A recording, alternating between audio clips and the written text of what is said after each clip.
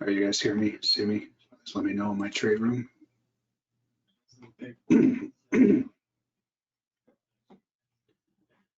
Anybody out there? Thank you. I'm going to do this disclaimer and then I'll bring Fabio in. Raising the risk of espionage. So those are the comments I made before. So the live video would be to watch. Risk disclosure statement. There is a risk of loss in trading stocks, ETFs, commodity futures, derivatives, options, forex, and cryptocurrencies. This risk can be substantial, and therefore investors should carefully consider their financial stability prior to trading. Past performance is not indicative of future performance. The software, strategies, chat rooms, websites, and any associated websites for digital names or for educational purposes only should not be construed as an express or implied promise or guarantee that you will profit that loss is any limited in any manner whatsoever. Users of the information accept full responsibility for the outcomes of their deployment to full cycle trader, LLC, and any associated companies, agents, management, owners, and customers regardless of information. Please trade responsibly. Commodity Futures Trading Commission, CFTC, Rule 4.41, hypothetical and simulated trading performance results have certain inherent limitations, some of which are described herein. No representation is being made that any probability is likely to achieve profits or losses similar to those shown. In fact, there are frequent differences between hypothetical or simulated performance results and the actual results subsequently achieved by any particular trading program. One of the limitations of hypothetical performance results is that they are generally pre-geared with the method and downside. In addition, hypothetical trading does not involve financial risk, and no hypothetical trading report can completely account for the impact of financial risk in actual trading. For example, the ability to withstand losses or appears in a particular trading program is why trading losses on particular accounts can also adversely affect actual trading results. Because these trades have not actually been executed, the hypothetical results may or overcompensate for the impact, if any, of certain market factors such as lack of liquidity. There are numerous other factors related to the markets in general and to implementation of any specific trading program which cannot be fully accounted for in simulated trading or in preparation of hypothetical performance results at all, of which can adversely affect actual trading results. Alrighty.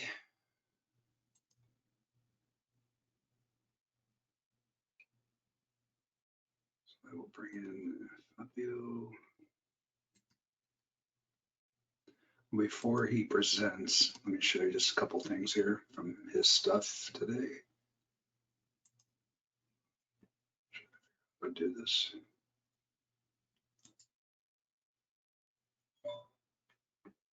All right, so just quickly, we have these new trades with these MenthorQ levels that I've been using since basically last October for all these different markets.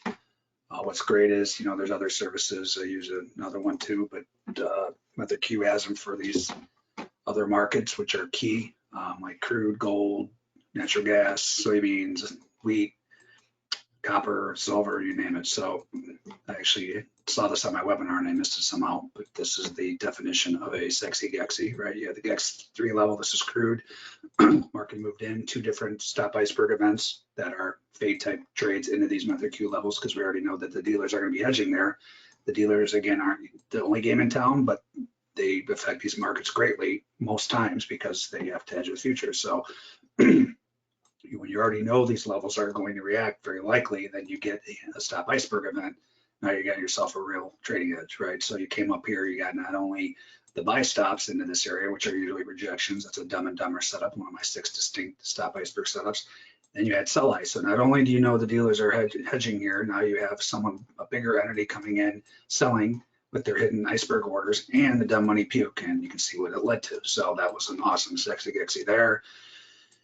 And then in ES, I did catch one of these. This is a back in black where I am playing these levels for the propensity for these markets to come back to these volume events. So this is on my webinar.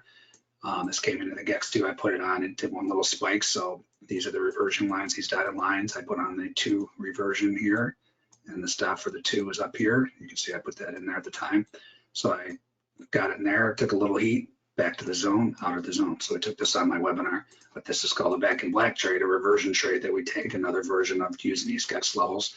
And then there was also, you guessed it, a sexy GEXI. I missed this one on the webinar too. Or I didn't put this one on because it wasn't in the number, but the point is it still works. You can see this came into this GEX4, dumb money puke. This is a stop run right there. It's usually the dumb money puking, instant reaction.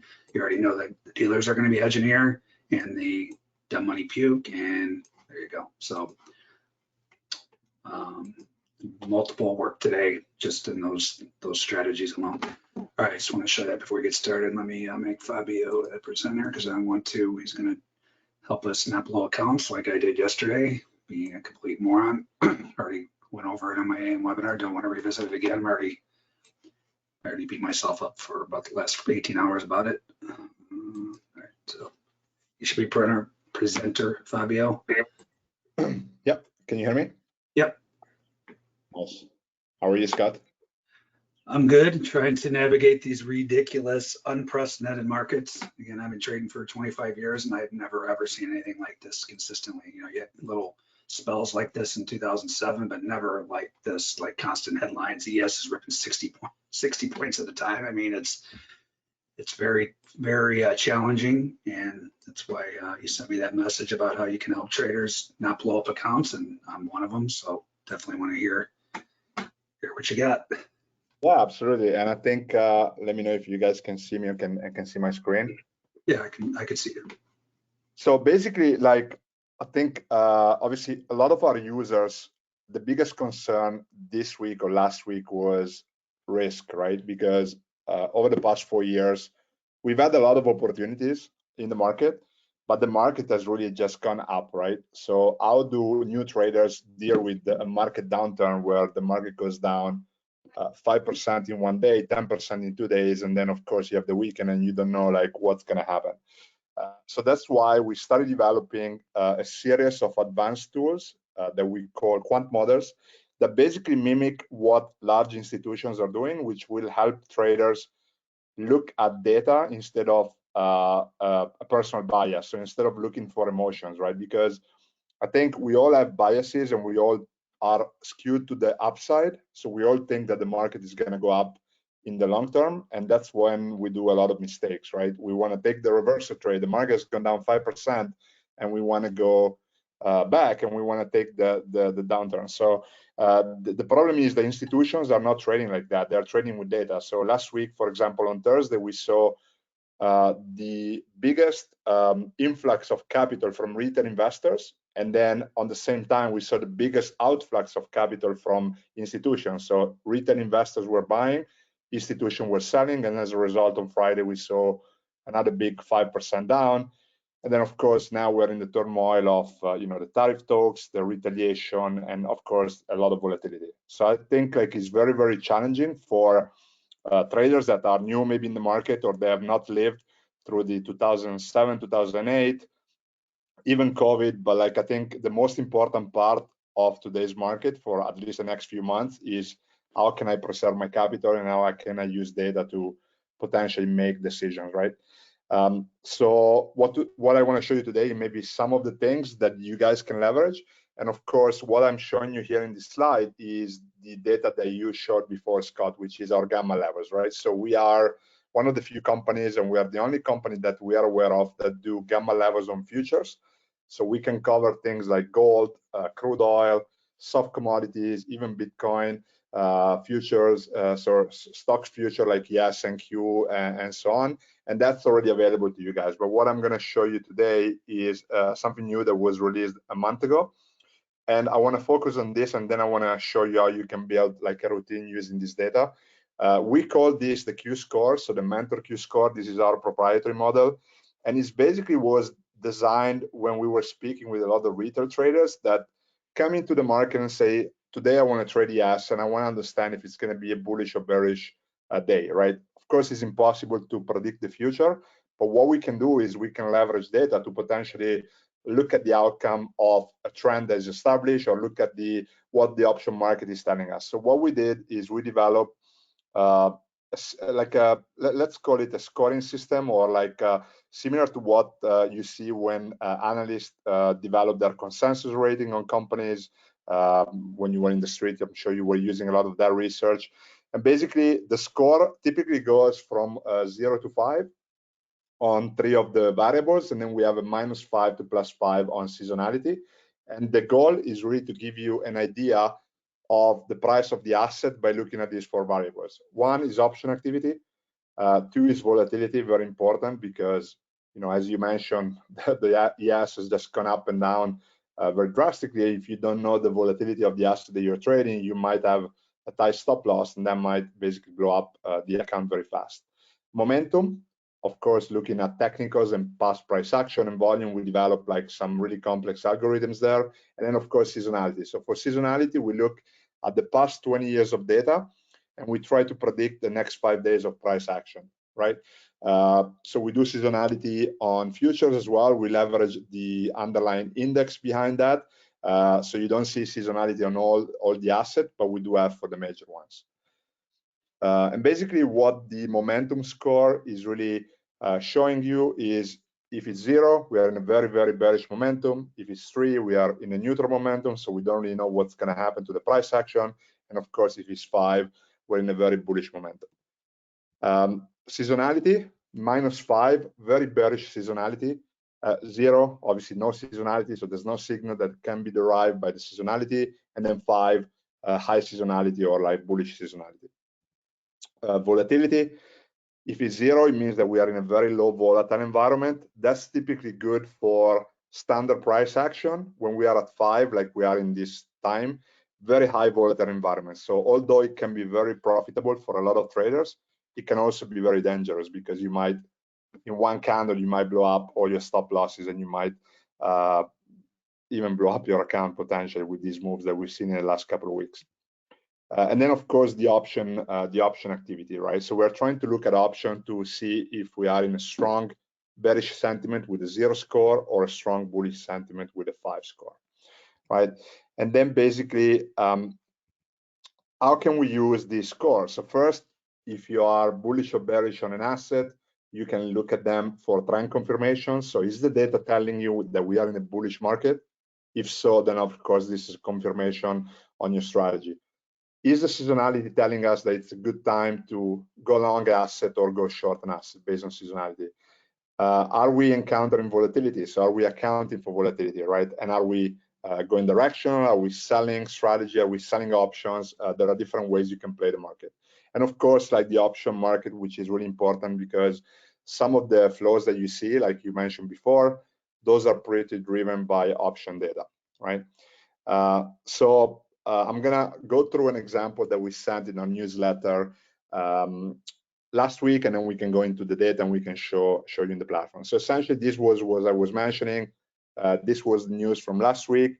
Investors are buying stock, hedge funds are dumping stock, right? So you see the retailers acting with emotions, the hedge fund acting with data and looking at different variables, right? So the first thing we want to look always, and today, I think in the next few weeks, looking at the VIX is going to be very key. What you see here is our swing trading model on the VIX, and we do our swing trading model at 20 days and 5 days. So essentially, we are trying to forecast the price action on the asset over the next 5 days or over the next 20 days. And what you see here is basically similar to what we do with the one-day move on futures. We're trying to build an algorithm that can be accurate in predicting the next 20 days of price action. The more time you go in the future, the less easy it is. It's very, very hard to predict that, but we've built basically a really nice model here that can tell you where the price could stay. So by looking at this model, and this was taken a few days ago, maybe even last Friday, and the data has changed and we can look at the data now. But as of last Friday, after the strong move, the price action on the VIX suggested that in 20 days, we're going to be above our lower band, which is 24.82. If we look at the data today, we're actually at about 39.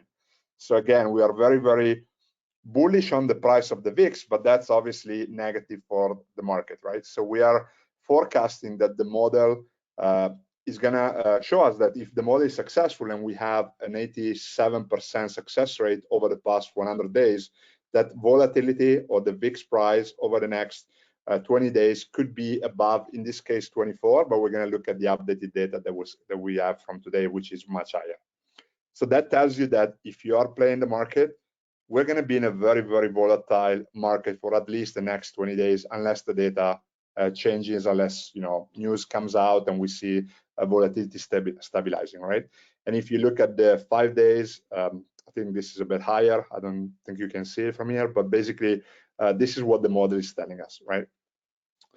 Then we look at the option metrics, and we're going to show you that in the platform. And next week is going to be very key for the market. We have two big events. We have VIX expiration on the 16th of April, and then we have OPEX on the major indices and futures on the 18th. There's a lot of option expiring next week. There's about, this data shows 43%. We're going to look at the updated data. There's about 30% of VIX gamma expiring next week. And there's about 19% of SPX gamma expiring next week. So For those who follow us, for those who have used the tool, you know that, of course, once these options expire, the hedges of the market makers don't need to be there anymore. So there's going to be like some technical moves. And what this could happen for the VIX is that it could actually release some volatility. So we could see maybe volatility decreasing after these important expiration on the VIX. Then we look at the SPX, right? And this was, again, taken from last week. We can look at the data, how it is today. But again, we see a lot of red, right? Red is, of course, put positioning, negative gamma. There's not a lot of green. And the interesting part is that the gamma flip level is at about 5,845. So we're still very far away from a positive gamma environment, right? And that means that, again, volatility is going to be higher. It doesn't mean that the market will necessarily just drop, but it means that as a trader, you need to expect a lot of volatility. So you need to obviously manage your account accordingly and maybe start using micros instead of full contracts and stuff like that, right? Then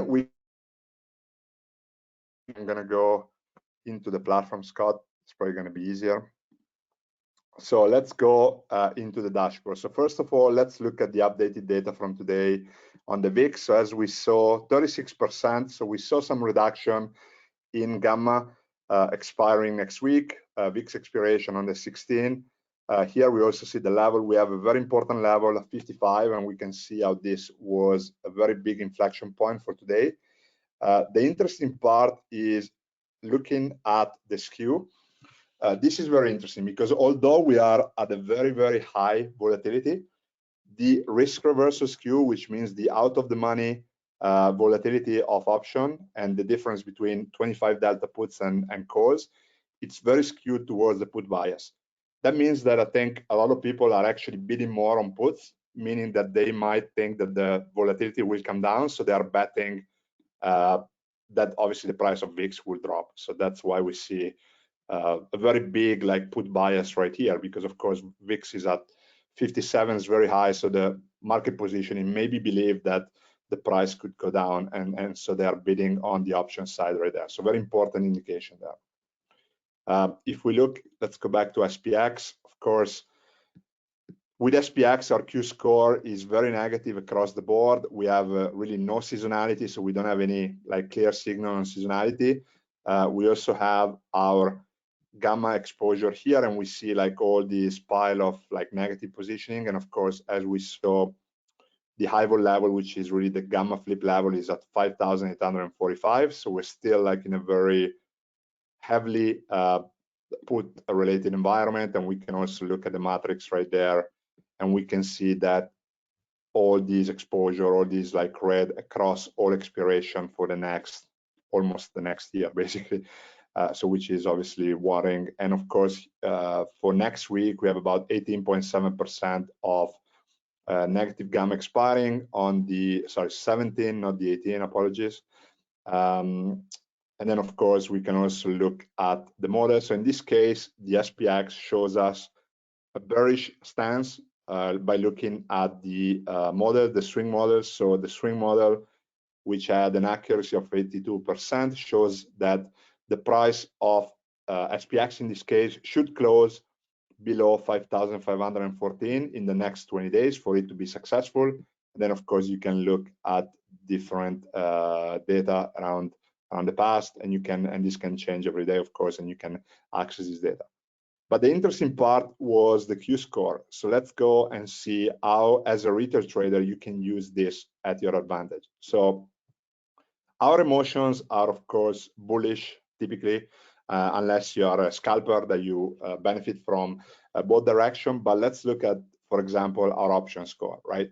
This is when the market started really to turn. This was the 6,000 level. So we were on a 6,000 level for a few days, and then we started really to change as soon as the news started to come out, right? So take a look at how the from February to today, how the option changed really fast. So as long as we heard the tariff news, the market just panicked. We want to protect ourselves. We want to like bet that there's going to be a downturn. So the option score went from 5, which is the maximum, all the way to 0, right? In a matter of maybe 3-4 days, right?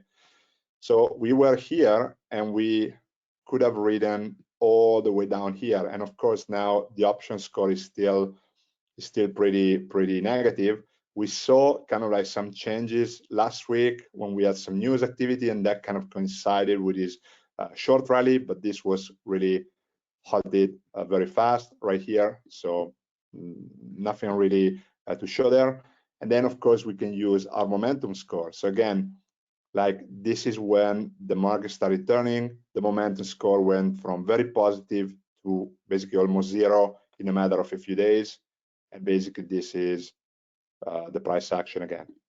If we look at seasonality, on the same period, we saw a very positive seasonality, so a 3 seasonality dropping to a -3. And of course, it's important not only to look at the number, but also to look at the shift, right?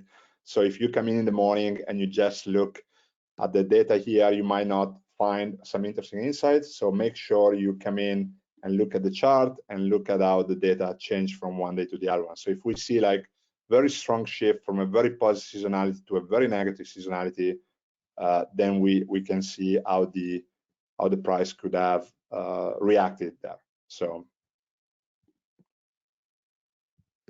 and then of course the volatility.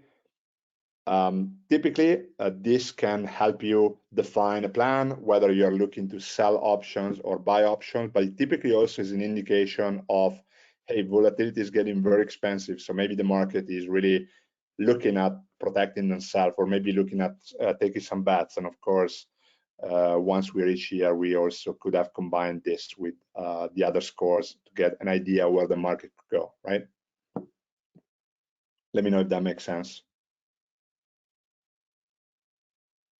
Yeah, well, I don't want to get ahead of you, but like, what's your current read as far as if you were to put all these things together, like in this spot right here?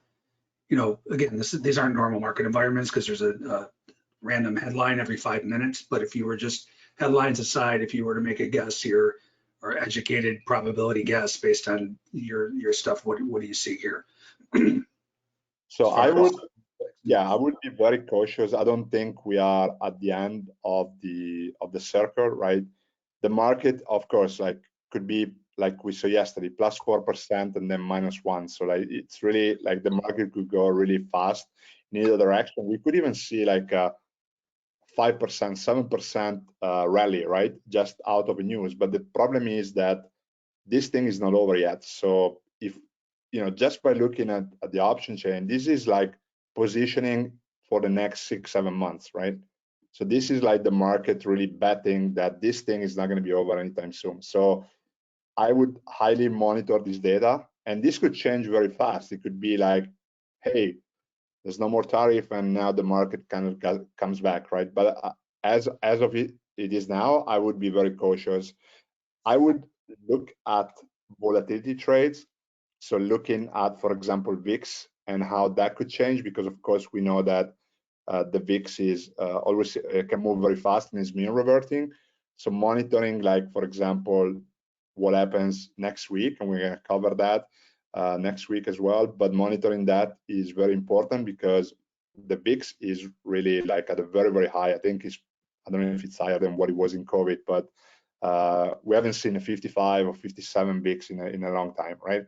So doing those kind of like volatility trades, and then of course benefiting from the volatility, right? So whether you're playing with option or whether you're playing with directionally, you know, take a look at volatility. And of course, like there's going to be some interesting assets that are going to become very cheap, and with volatility as well at the highest, you could really play that nicely with volatility strategies and option plays. So for example, if we look at volatility screeners, like in this case, we're looking at, we don't have it with futures, but we have it with stocks. And if you look at some of these assets that could be interesting for you if you want to hold them in the long term, could be an interesting time to potentially look for some volatility size. So for example, you know, S&P, it's at the highest IV rank, I believe. Yeah, it's at 100. So the IVV on S&P has the highest volatility it has in the last 12 months. So very interesting to know. Yeah, so yeah, with option you can play this non-directional, so you could have like some interesting strategies that can benefit from time decay and volatility being very high.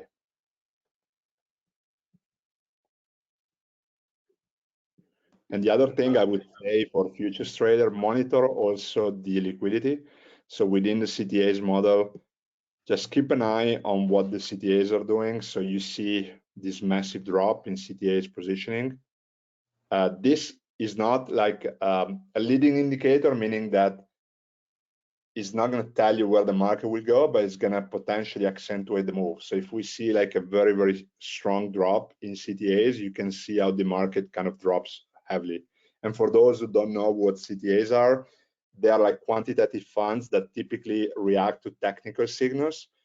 They typically trade using futures, and they tend to accentuate move very fast. So always monitor when there is a shift in these assets. And for example, a really nice signal could have been, for example, here when we saw the shift from short to long on the treasuries. That obviously is inverse correlated with the market, right? So how is that, just a daily, or that doesn't update real time, does it? It's a daily model, yeah. Okay.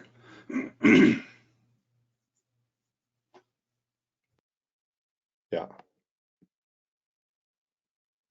If you guys got questions, put them in the GoToMeeting or my trade room. I can forward them to Fabio if he can't see them.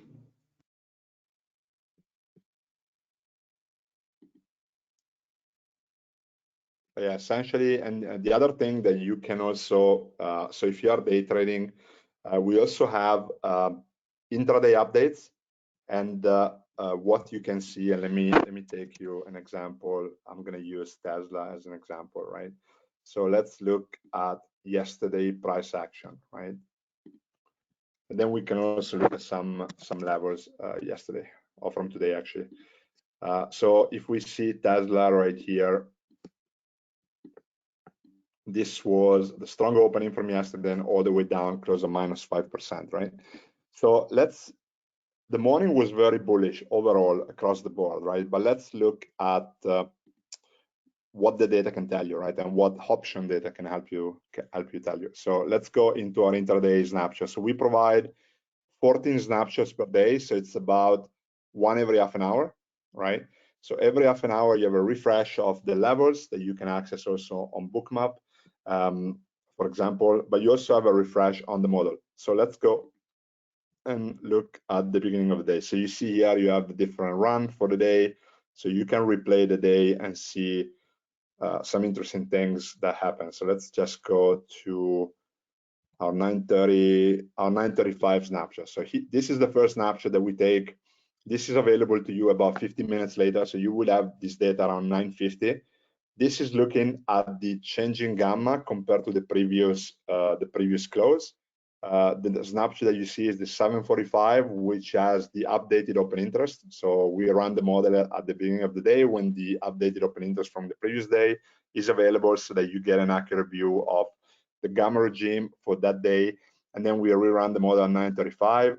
Then of course we started really positive. So Tesla opened up higher, about 2-3% versus the previous close, right? And then as we progress throughout the day, this is at 10:30, we start seeing kind of like some changes in the gamma profile. We start seeing some negative gamma piling up, and then at 1 we start seeing like, okay, we're now in like a negative gamma environment compared to the previous day. So if we scroll down here to about 1, around this level, then this kind of like started really this drop that went from 230 to about 217 to 15. So this is like 15 points drop, and you could have looked at the changing gamma throughout the day, and you can do that on any of the assets that we cover there.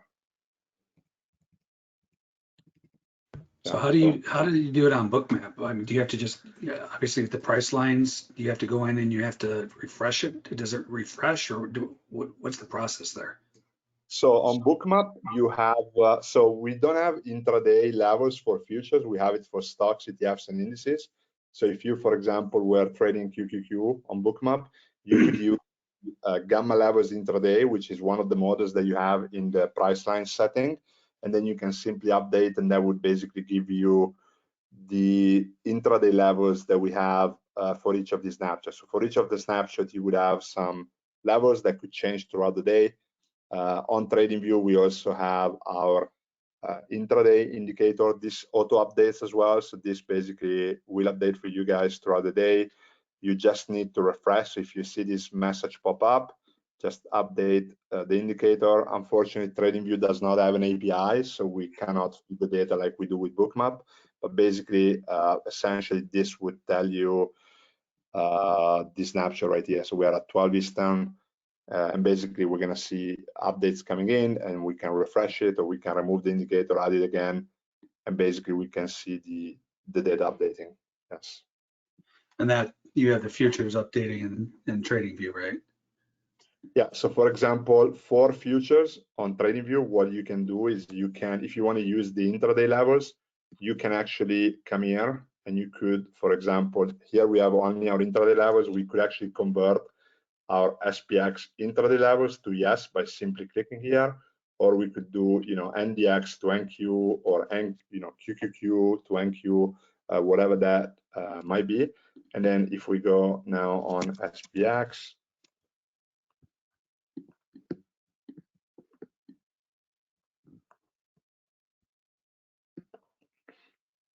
sorry, on ES, now we have our SPX, you see it here, intraday gamma levels on ES, and you can see how they played out. Another feature that we have in our TradingView is the ability to customize the labels. So if I want to, for example, just show the primary levels and just show some of the JAX level, I don't want all of them, I can quickly customize that. And then another interesting feature is the roadmap feature, which basically defines the plan for the day by looking at the price actions. In this case, I'm looking at yes, the system is already drawing some areas for me right there. And then I could also reduce the ratio if I wanted to, so to have more, more space between each of the box. And then I could also, if you want to remove the levels and basically show like kind of like area of interest. I think it's more clear if we go to SPX maybe.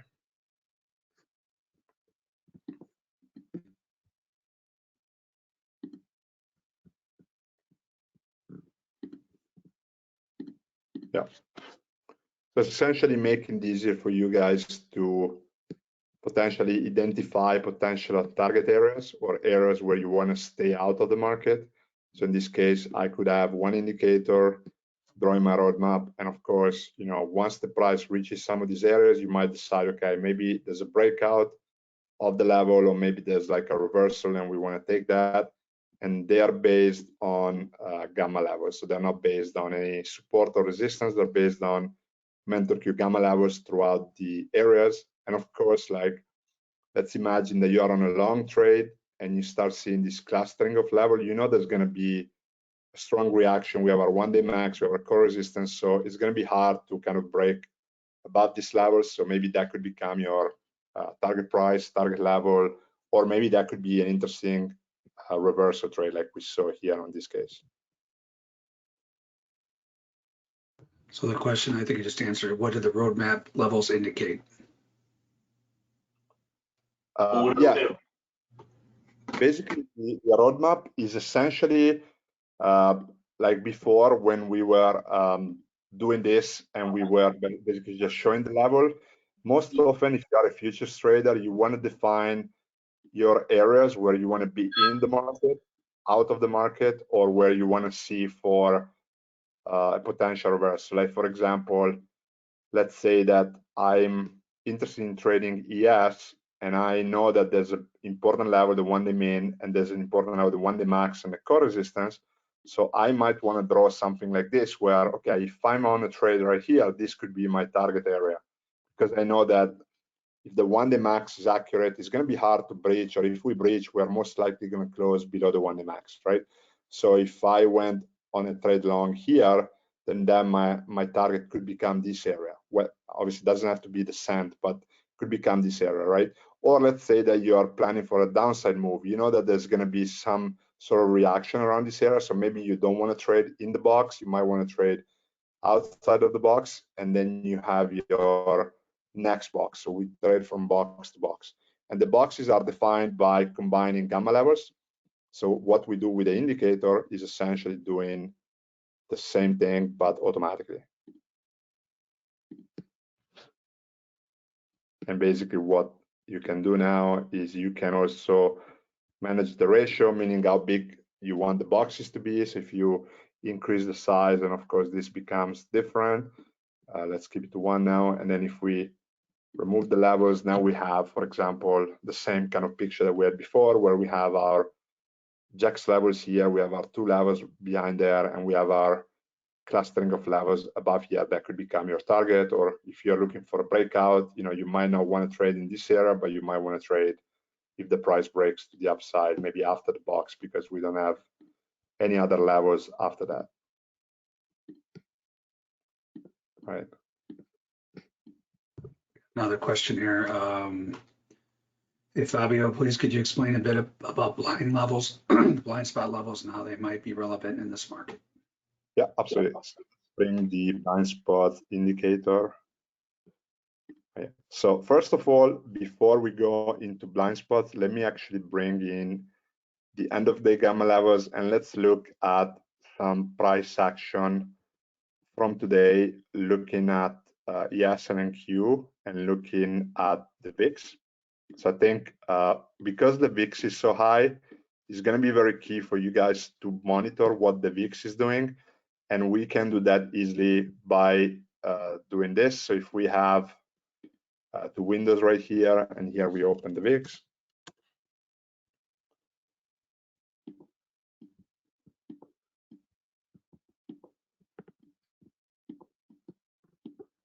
All right, so here we can quickly see,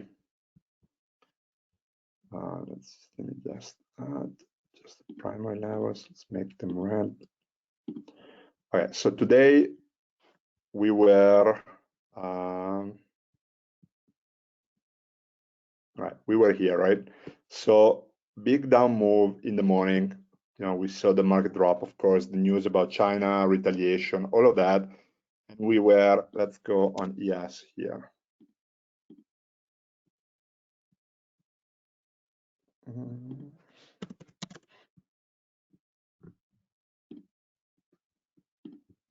All right. This is yes, right?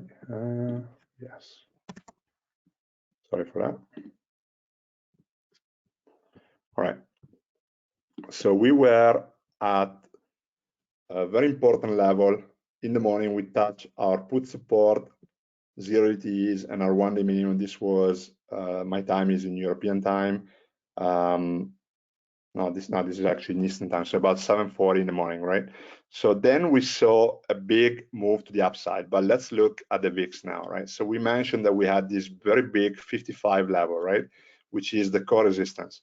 So we break this 55 level, and of course we saw this big candle right there. When we break that level, we saw this really strong candle that went from 4,070 points in a matter of 10 minutes, a few minutes. And then, of course, we reach the 1-day mean, we reach the put support, and then we see this consolidation. But then what's interesting is the breakout on the way down from the VIX. So always think that the volatility is mean reverting. So we saw a massive move, but then we are coming down, and that's, of course, inverse correlated with the market. So this kind of coincided right here with the strong candles that we saw that led to the move to the upside. So as a trader, you now have a very strong support here. You have the put support, you have the 1-day minimum, and then you have basically the core resistance on the VIX, right? So monitoring when the price breaches those levels can be very key. And of course, it's inverse correlated with the market. If we look at NQ, we saw the same reaction right there this morning.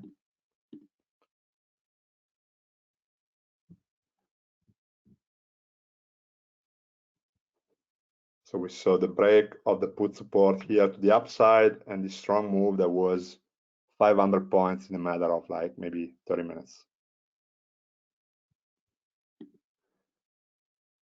So showing that VIX chart, so I mean, if I'm looking at this new and I'm just, not understanding the stuff, I would have said, well, it also breached that put support a couple times to the upside and then kept getting rejected and then it finally went. So what would you have seen differently on that last time where it went below put support back above? I'm talking about the NQ here. What would you have seen that would have said, okay, this time it's going to hold, and instead of getting whipsaw back and forth like I did the prior 14 times that it tried to get above there? I think the key was those break here. So I think the key was this move here. So the price action on the VIX and this move here. So I think this is choppy on the VIX, and of course, as you mentioned, the price stays around that level. But when we see the break is when we get this really strong candle here. So we get like, I look at this candle on the VIX, this like massive candle, and then we see the break and we go to the downside, and then of course we are fading away. But the big move is when we break down. So this was, I think, I don't know if you guys can see. Let me see if I can make it maybe. So this candle here, which is the break to the downside of the put support, is really like broke the price from the put support of 55 to 50, right? So this is when you see this strong move to the upside, basically. So I think the key here is when you're trading ES or NQ, always monitor if the VIX is approaching some key level. So for example, the VIX here, it's at the 1-day minimum, right? So, okay, so if the VIX is at the 1-day minimum and the model is accurate, and then we have our JAX1 here, and we also have our put support here. So we're basically like fighting not only on big level on ES, in this case on NASDAQ, but we're also fighting on big levels on the VIX, right? So as you can see, we see this chopping and then the price rejects, and then we see this kind of price action there. Let me know if that makes sense. Yeah. Yeah, I mean, I've never, so, what I keep explaining in my room is I'm pretty new to this as well. The option stuff. I've never been an options player, but, I want to get better at it, and you need to get better at it because it's just, most days, most times, I like to say 85% of the market movement is algos and options dealers. And, they have to hedge themselves. They're not trading directionally, but knowing what they're doing and knowing these areas and knowing, like, I haven't even approached strategies as far as what you just showed, where it breaches a level, but it can't hold it, and then it moves back, above it. That's a thesis in its own right, right? So it's like there's just so many different ways you can judge, and then when you overlay it with something like showing the VIX there, when that corresponds with the same type of look in either the NQ or ES not holding a certain level, that's a whole nother edge or thesis in itself. So I mean, the stuff's so powerful if you can understand what you're looking at. The main thing is you start to make more rhyme and reason out of why the market's doing what it's doing, outside of the headline nonsense that you can't predict. But you can really start to see, oh yeah, and that's why I love your product for these other markets too, because the gold and the crude, natural gas, all these other ones that no one has these levels for, you can really start to make sense on why it's stopping, why it's bouncing, and things like that. It's just such a huge advantage for futures traders that you can build an entire trading plan around, obviously, especially when you're using, again, I'm biased to the Stop Iceberg events. When you put that confluence on top of this stuff, I mean, I just haven't really seen a better edge, to tell you the truth. Yeah, and let me give you like another example, because the challenge for us is to simplify this data in a way that retail traders have not really seen this data before, because option data is really complex, but it's very important. I think it's, if you're a futures trader and you don't use option data, doesn't mean that you need to trade option, but you need to be aware of what the option market is doing. You are basically missing a very important hedge, right? Because let me show you this picture, right? So we see basically that we have 75, almost 100 million in JAX, and this is like a very, very high number. At this 55 level on the VIX. This is our core resistance, right? So think about a lot of participants, a lot of them have kind of like most likely bought calls, but they could have sold calls as well. But let's take a very simplistic view. So they're buying calls because they think the volatility can go higher, right? And what happens as an investor, right? When the market is approaching, so if you're buying option, you have a time constraint, so you have a theta effect. So you need to maximize your profit in the less time possible, because the more time passes, and of course the option price will decrease. So when investors see a move like this, what they typically do, unless they really believe that the market could go higher, and we are already at a very high level, they would close those positions. So they would sell those call option at a profit, right? That means that the market makers are no longer needed to hedge, because a lot of investors are closing their options. So therefore, this could bring the price down because of that delta hedging effect, and the market makers do not need to be hedged anymore.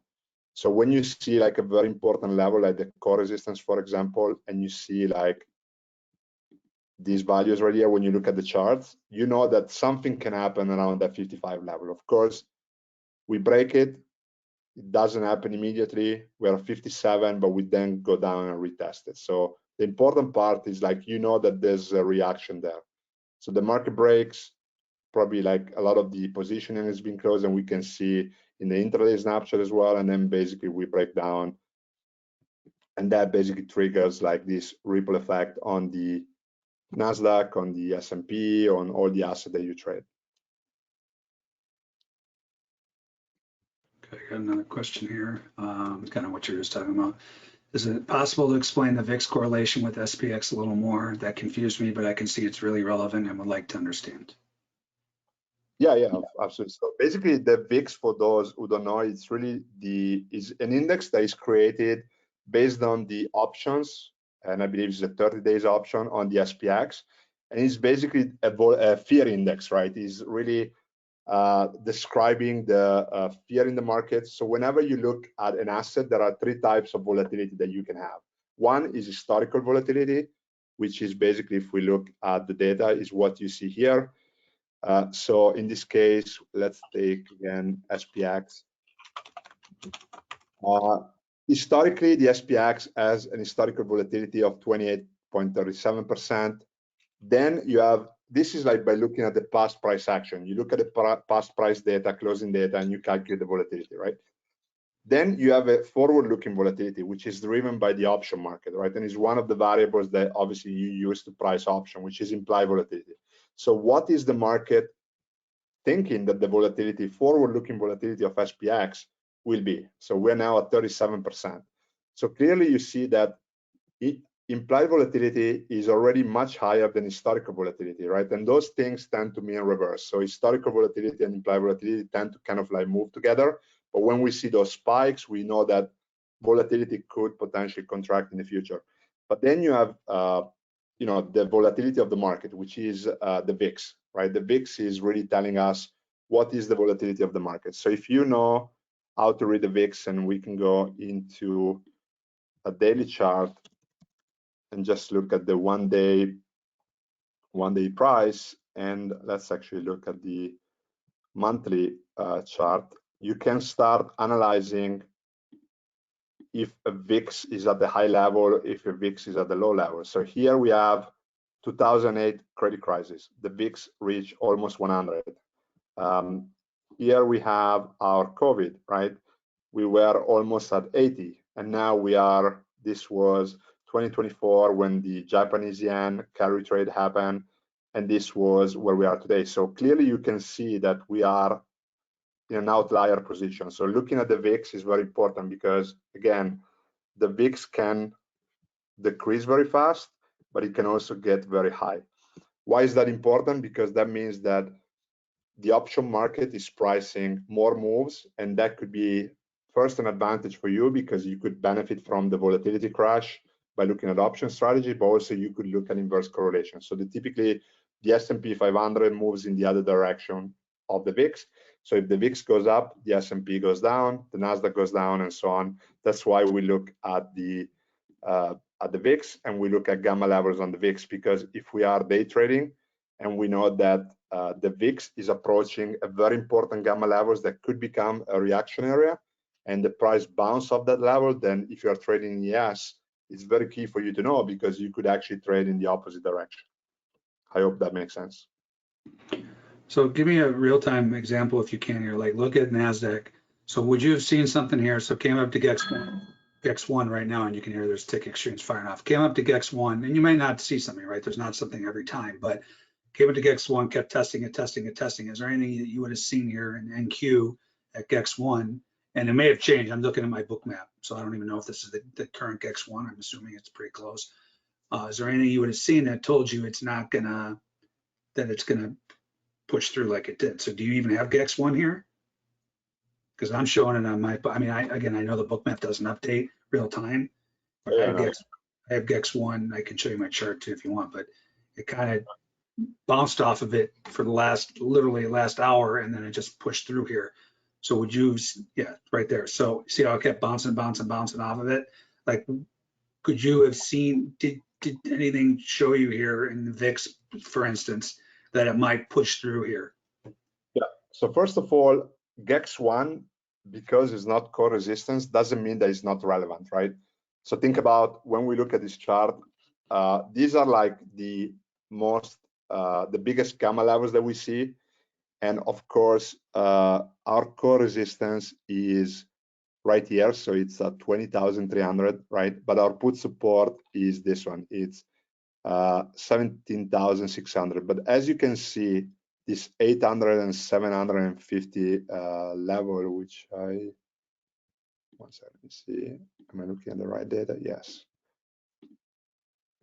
So these levels here are also very, very important. So I always say, like, look at the bars, how big the bars are, and those could be very important reaction. So even if you see GEX5, and you think, oh, GEX5 is not very high, but in reality, it could be because we have very strong bars right there.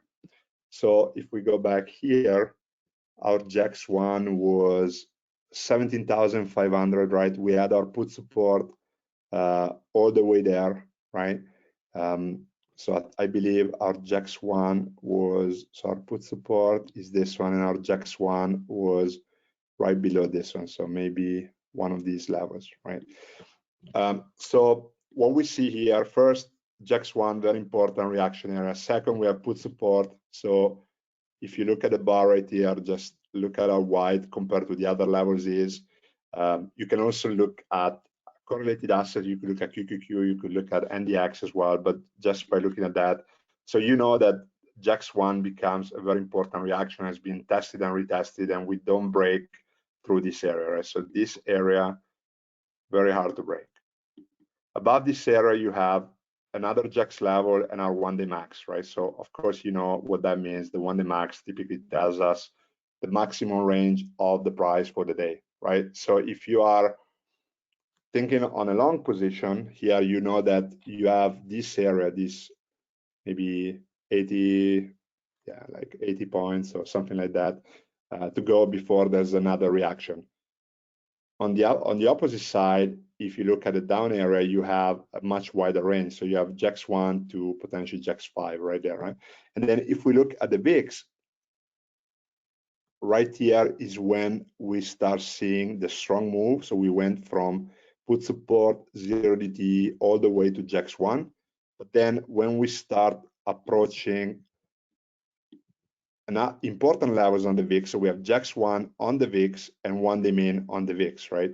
So whenever we start approaching kind of like this area, then that's when you want to see, like, okay, like what's going to happen at this level. If we see a strong breakdown, then that could have been that the price of the NQ would have skyrocketed to the upside, and maybe your next target to become the core resistance all the way up here. But because we see this like price action on the VIX, this translates on what you see here. So you have two important levels on the VIX, one the main GEX1, and then you have two very big important levels on the NQ, which is put support and GEX1.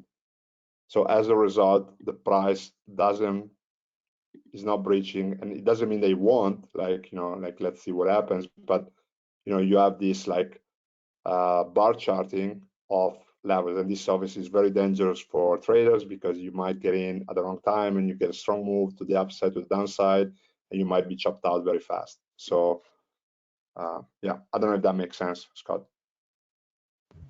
Yeah, so I mean, you see right here. Stop yes, 535 So you got the contracts. action here too, stop iceberg stuff. So I mean, you're seeing it right at that level. So if it breaks, I'm talking about the VIX. So if it breaks down, then that's going to just help propel the Nasdaq up probably to the next GEX levels. Would be right. Yeah. So for example, if we saw like a strong move to the downside here on the VIX, like let's say they went from 49 to 47, then that could have mean that the Nasdaq could have gone from 17,485 to 500 points in a matter of maybe a few minutes, right? So you could have seen a strong break here. But of course, we are, you know, I don't know if you guys can see it, but we are basically, you know, stopped right at the 1-day minimum there, try to break, and then boom, all the way up. So as a result, you see this choppiness in this move right here.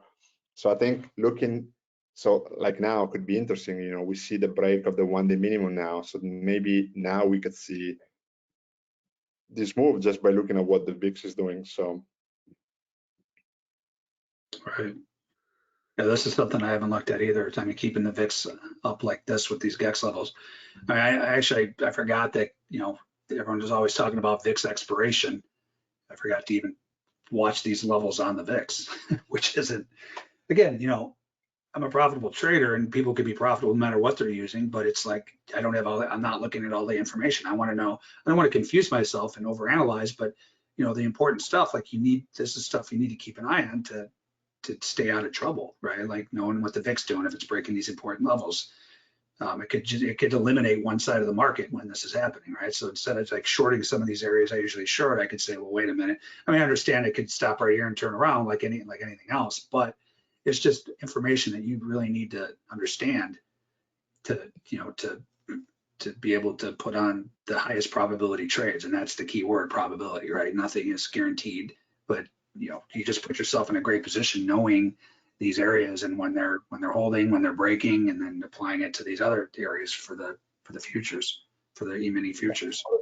exactly. For example, now it's interesting to monitor what could happen here because now we are kind of trying to break down this 1-day minimum level, and now, you know, our next target on the VIX could be this JAX2. So if the VIX moves from 49 or 49.20 to 47.50, that's a very strong move. And then of course we have these two main levels. So if we can break above this, then again, could be an interesting move to potentially the upside. But again, we have strong support area here, put support, and then we need to see what the VIX is doing. So obviously we have our 1-day low of 48.5. So seeing if it can break that level again. Yeah, so this is a really cool live example to watch actually. Right, so this is basically going to dictate which way this is going to break here, or likely, I should say, probability-wise. So like the outcome could be that we go back to this area and we are at a strong support. So the price here could go back to this JAX4, for example, you know, or if we now have a strong candle to the downside, then you might see a very nice pop to the upside there. But right, very, very strong correlating. And right. Go ahead, sorry. What were you saying? No, they're very, I mean, it's important, like when you're trading ES or NQ, that you do definitely monitor the VIX, because the VIX level, they work really well. And of course, that's an additional factor that goes into your strategy. So if you translate that into a hedge fund, building a trading strategy, they would take the data from the VIX, and this would become factor 1. That would then add to factor 2, which could be your gamma levels, could be your blind spots. And then once these three things are giving you that probability trade, then you trade, and of course the goal is to have more probability trade than low probability trade, so just not trading blind basically. But right. when those variables align, then you could have a much higher probability of success. Right, and you can also hold for bigger moves, right? Like, you know, if I were long here off of an event, off one of my drivers, the SI events, and I'm long, and I have a target area, and all of a sudden I see, you know, the target, not just talking GEX target areas, my target areas, and I see oh wait, the VIX is actually breaking these important areas. I'm going to hold for a bigger upside move now because I know that. I mean, it's just really, really key information to understand. The other question is, so how relevant are these? How long are these book map levels relevant for, right? Because they're changing throughout the day. I mean, I can obviously go into TradingView too and then compare them, but it's like, what's the rule of thumb? Like just the first hour, or I mean, I know it differs. Some days are good all day, but I mean, have you seen any type of correlation? Like, after the first hour, they're not as sound. Make sure you check your TradingView, the updated ones. Like, what's a good rule of thumb there? If you have any plans on getting them real time too, as far as like cloud note type of things. Yeah, absolutely. So I think the first thing to add is that one of the biggest mistakes that traders make is that they want to have too much things on their chart, and you believe that just having everything will give you more. Yeah. So look at this move. All right, this is a headline, 100%, 100% this is a headline. Right, it's like, but seeing what this was just doing, you could have been kind of already expecting this just from what you're showing, and then this is definitely headlines, right? The S&P just ripped 50 points, 40 points. So, but you could have been kind of expecting this was going to happen for the stuff that you were just talking about. Yeah. And basically, what I was saying, basically coming from the institutional world, that the biggest mistake that traders make is that they want to have too much information. They want, I want RSI, I want moving average, I want option data, I want real-time flow. And all this information at the end of the day is going to end up giving you some noise, and sometimes could lead to false signals, right? So I would say that I always have my end of day levels in my chart. And as you can see, just looking at this, these are end of day levels. These are end of day levels that are valid for the whole session. So they're calculated at 11 p.m. and they can be used all the way till 5 p.m. And of course, then on the after hour session, some things could change, but you could also use the converted SPX levels. But essentially, we started doing end of day levels on SPX in 2023, and we only introduced intraday levels last November. So it's been like maybe 4 or 5 months. And I think they are super relevant because, and the reason is very simple, institutions do not trade intraday like retail traders. So the big flow comes at the end of the day, right? So whenever institutions are repositioning, they do it in the last hour from 2 to 3. That's when they really start putting their trade ons, or they might do something in the morning. But essentially, they're not trading throughout the day. So all these big flows that we see are typically done at the end of the day. That's why the end of the day are very important. But then it could happen like today, of course, we're in a very volatile market that institutions are more active. Like institutions call their people at 2 o'clock in the morning in New York to go back to the desk because they needed to be prepared for something like this happening over the weekend, right? So then, of course, in times like this weeks, the intraday levels are key because they can really tell you what's going to happen in real time. But I would say on 85% of the cases, the levels that are holding at the end of the day. So I would say those levels are very valid, and you see it here. There's we are using end of day levels, and we could have predicted, could have been prepared for this move. Right.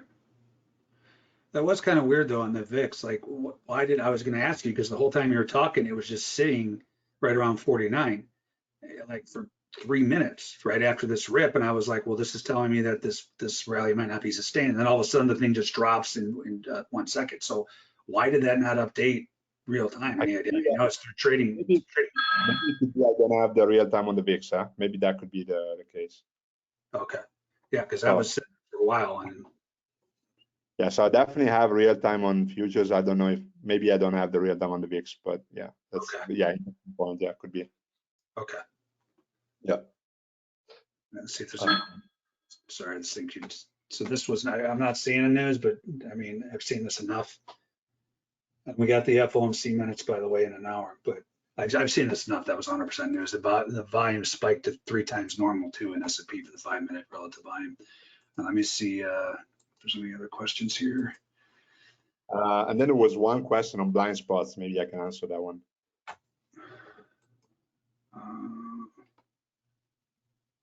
Yeah, I didn't see that one. Does MenthorQ work with the TOS platform?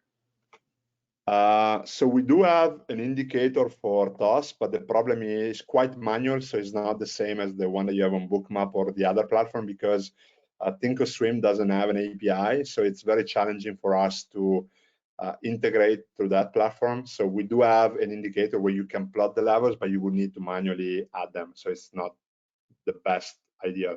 We are trying to see if they are going to deliver like an API like all the other platforms do, but yeah, so far they don't have it. So Okay, so that was a treasury auction. That's what caused that. Very likely it was right at the 12 o'clock mark. So that's what that was. The price lines have a choice between gamma levels and scalping levels. Could you describe the difference? Yeah, of course. So basically, the only difference between the two models is the number of JAX levels that we have in between a range. So the gamma scalping has more levels in a tighter range compared to the gamma levels. And the reason is that we developed that for future scalpers that are really looking to trade from point to point. So maybe they're scalping 5 points or 6 points on yes, maybe 10 points on NQ. So we do give them more gamma levels within a range. With the gamma levels, which is what you see on TradingView and what you see on the dashboard, it's like slightly different model where the primary level are the same. So the put support, core resistance would be the same for both models.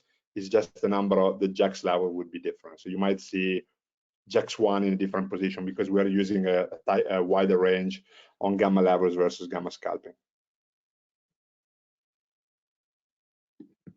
Like even this one, this could have been you prepare for the move. You have the VIX here. This is a move from 200 points to the 1-day max right there. So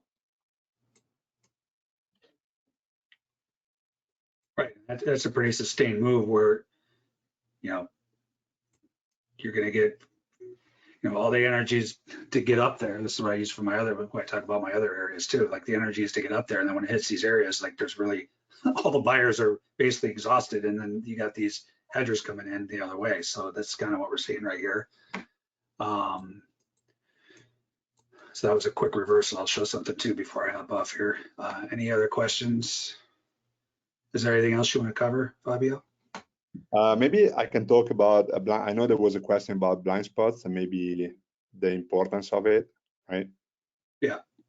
So blind spots, similar. So right, all throughout this presentation, we've seen the importance of VIX and SPX or yes.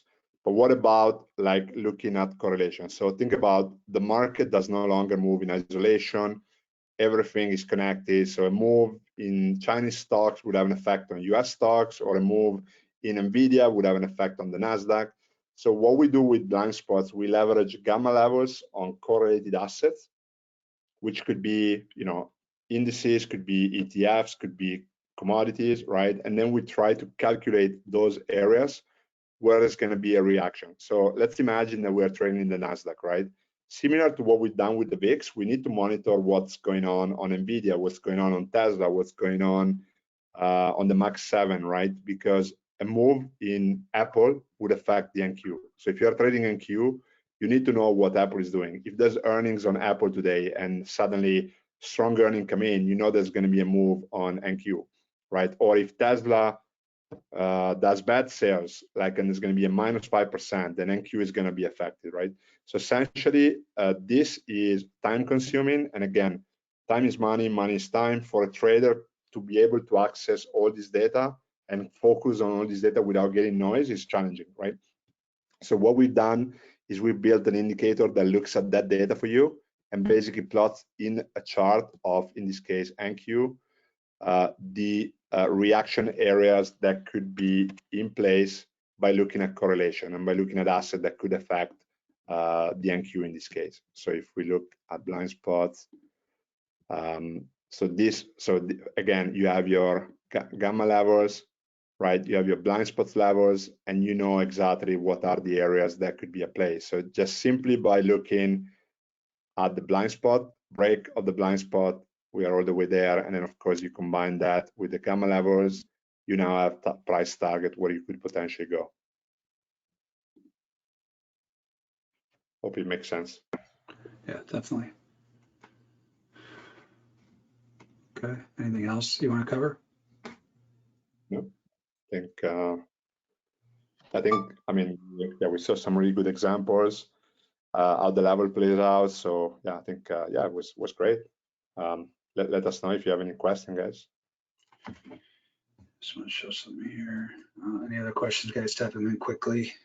Just wanted to show something when we got on the. Net gas ice iceberg sell NG 150 contracts.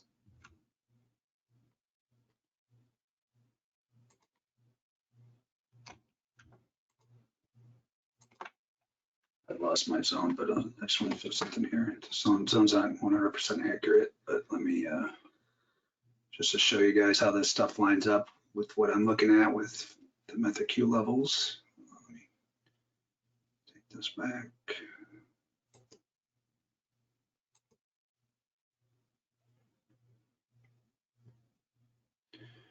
Come on.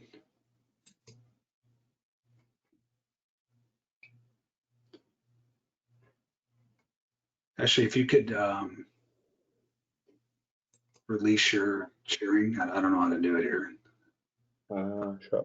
It's not letting me show my screen here. I think I would know how to do this after using GoToMeeting for about 6 years.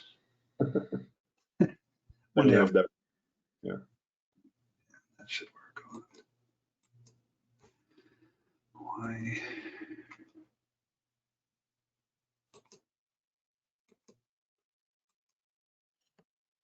Here we go. I got changed. Here we go. Sorry, guys.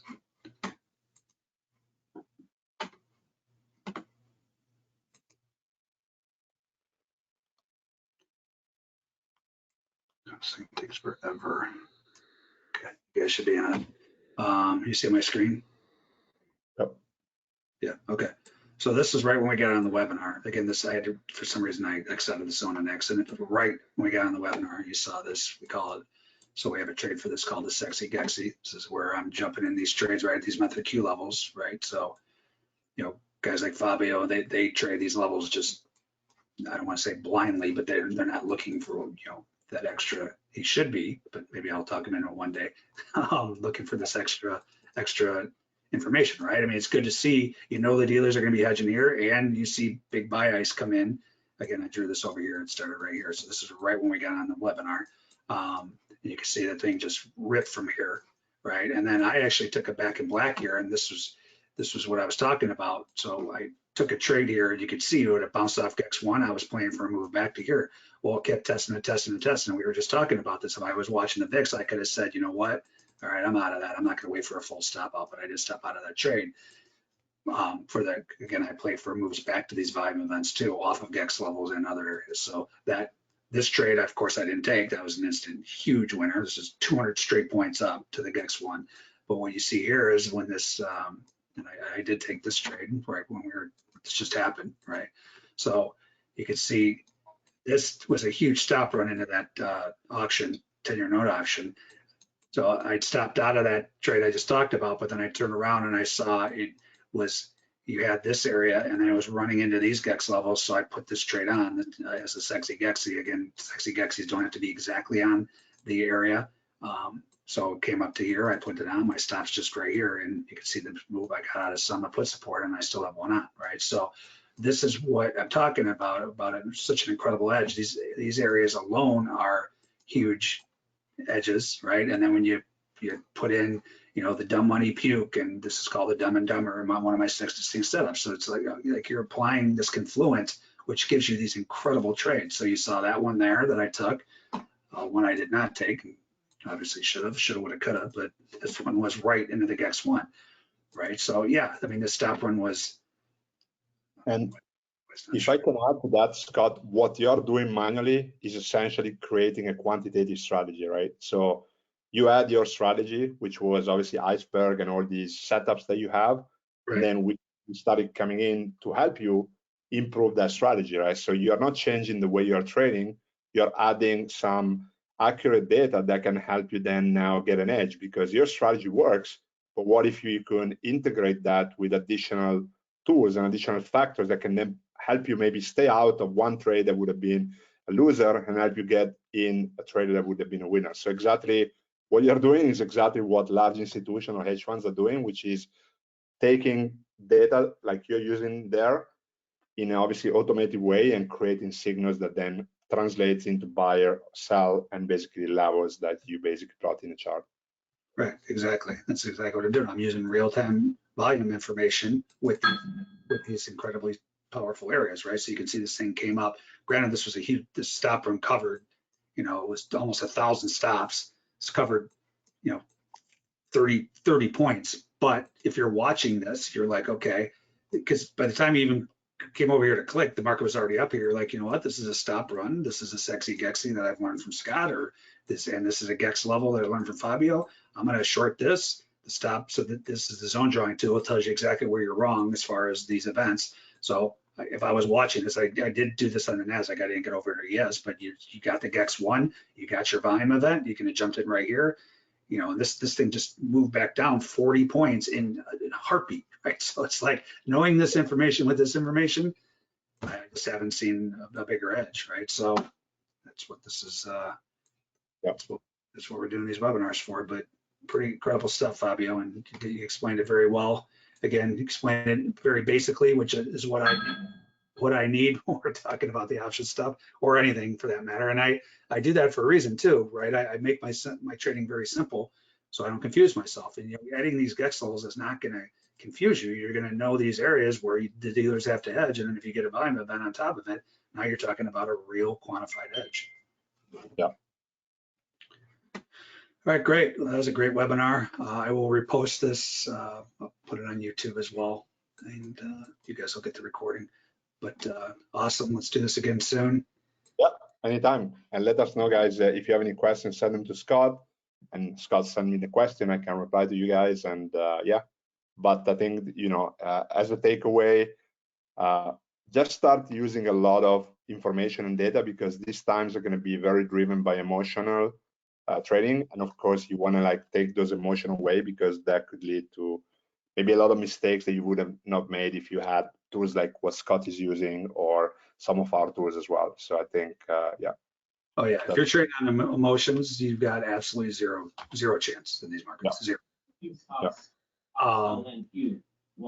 And quickly, I could pretty much answer this for you. So the last question here, so you can see, guys, I mean, this market, look at this. This is, it's not that you can predict whatever, this is something else that's being said too, 100% this is a tariff headline. But the point is, if you know these areas, you're like, I'm short this move. I got lucky on the headline, but I didn't get lucky at knowing this area. See what I'm saying? So this was very challenging trade, but again, you're well equipped to handle this. If you're trading on emotions, you probably just lost your account there, right? It's both ways. The question is, when the market has moved past put support or call resistance, it comes back to hit it from the other side. So again, yeah, this is, look at these markets. Like even this just moved 100 points both ways. Yeah. I was counting my NASDAQ. Now, watching the NASDAQ is insane. It's like, wow. I'm not laughing at my loss, but I mean, you got to be kidding. This is what I'm talking about, guys. There is no possible way you can predict this stuff. Like you just, I mean, this NASDAQ just went from 17,700 down to 17,450, back up to what? Like, look at this. This just moved 400 points in a matter of seconds. And I think the important part here, Scott, is that of course you cannot predict a move like this, but you know that if those levels are breached, you know, look at now the move on the core resistance, right? We went to almost 1800, and we now dropped to 200 points in a matter of like 2 minutes. So you know that basically those are reaction area, and whenever those areas are breached, there's always going to be a lot of hedging activity from the market maker side that could accentuate the move. So it's not only important to know where the area is, but it's also know that if you are breaking put support from the downside, most likely there's going to be a strong move to the downside because of the way delta hedging and market making activity works. So yeah, and the same to the upside. So now we break the core resistance on NASDAQ, and now we know that this could become an inflection point for a very strong move to the upside potentially now. Stronger than the 800 points. Hey guys, I don't mean to laugh. I'm sure traders have got their head handed doing that. I mean, I've never seen anything like what's going on. Not this consistent. Yeah, you'll get these blips, you know, once every 6 months. I mean, this is happening once every 6 minutes. It's just, again, this is why you have a system, you have your stops, you stop out. This is craziness. So, And again, on if that. you look at the chart, we're now at 48. So we are also, well, I have delays. So no, actually we are at 40 on the VIX. So We're at what? I'm sorry. we're at 40 on the VIX, minus 21% down on the VIX. So Again, guys, I mean, even with this stuff, you're gonna have, like right here, I just had a short on, I was sitting there gloating on it. I didn't even get a chance to get over here to even consider getting out, and the thing just ripped 1,000 points on me, right? Even with a sound system, you can't control this stuff. It's out of line, but it is what it is. Like, what I say is the best way to avoid this is if you don't trade between 10:30 and 12:30, which I keep saying, I've lost millions of dollars in this time period. You avoid this, by the way. But of course, I practice what I do as I say, not as I do. But there you go. So, I mean, this is absolute craziness. But once it settles down, I can promise you, this stuff is going to go right back to normal. And even with it crazy though, you still have a fighting chance. But I mean, I don't know how you predict that nonsense. But I mean, the ES literally just ripped 100 straight points, 100 points. The ES, not the NQ. That's usually a big move for NQ. So again, this is nuts. But thank you, Fabio. Very informative. For those of you on here, I will post the webinar link. I'll upload this to YouTube. All right, let's do this again soon, Fabio. Just stay. yeah, thank you guys. Bye-bye. Appreciate it. Thanks.